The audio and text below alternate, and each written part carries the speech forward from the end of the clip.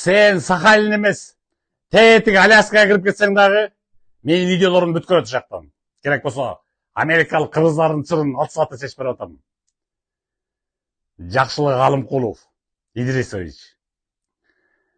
Сен Улукман деген бирөөнүн 350 000 сомдук машинасын алдап алып, качып жүргөнгө мына ровно 3 жыл болду.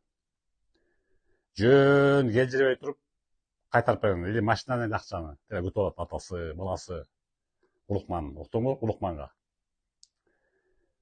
Анан бүт далилдери бар, что сен ошо алганың атасына берген обещаниялерің бар, кылас ойлодуң.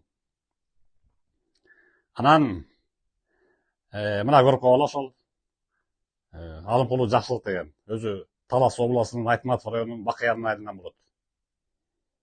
Ал эми сен Жакшылык. Атыңа затың жарашып, жакшылык жасына берип койгон, уктуңбу? Жана күтүп атат. 350 000 сом берип кой, болбосо машинанын өзүн таап берип кой. Сахалин эмес демен анын ары жердин түбүнө кирип кетсең да, менин видеомду көрөт баардык кыргыздар. Көчөдө баса албай каласың. Мына көрүп калгыла ошо Жакшылыкты.